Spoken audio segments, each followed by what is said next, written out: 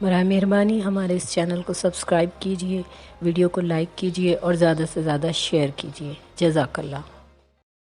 بسم اللہ الرحمن الرحیم۔ پکار ٹی وی پر خوش آمدید۔ فضائل قرآن کے سلسلے میں آج کا ہمارا موضوع ہے فضیلت آیت الکرسی۔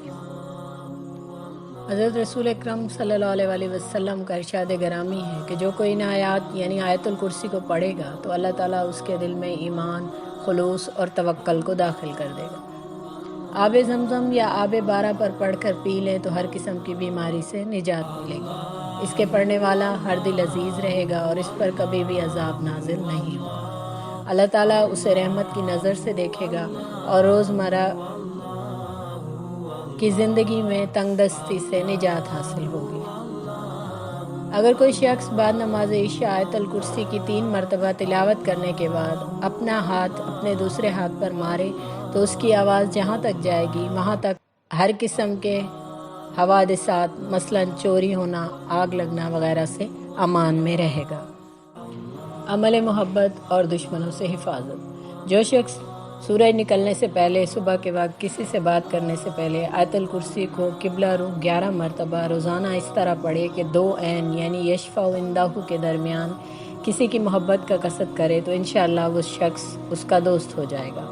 اگر دونوں میم یعلم ما بینہ کے درمیان دشمن کا قصد کرے تو انشاءاللہ اس دشمن کے شر سے محفوظ رہے گا۔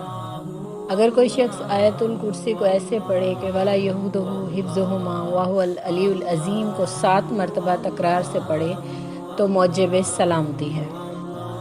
جو شخص بحالت سفر آیت الکرسی کو پڑھے تو وہ راستہ بھولنے اور ڈاکوؤں اور درندوں وغیرہ کے شر سے محفوظ رہے گا۔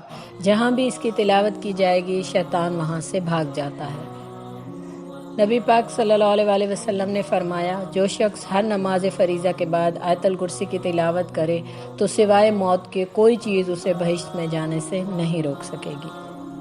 آیت الکرسی پڑھنے والے کو اللہ گناہوں اور بلاؤں سے محفوظ رکھے گا اور کوئی بھی کاٹنے والی چیز اسے نقصان نہیں پہنچا سکے گی۔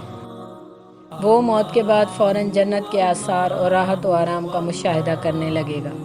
جمعے کے دن بعد نماز عصر 70 مرتبہ آیت الکرسی پڑھنے کے بعد جس مقصد کے لیے دعا کرے وہ مقصد اور وہ دعا قبول ہوگی اور اس کی نماز قبول ہوگی اور ایسا شخص اللہ کی پناہ میں رہے گا۔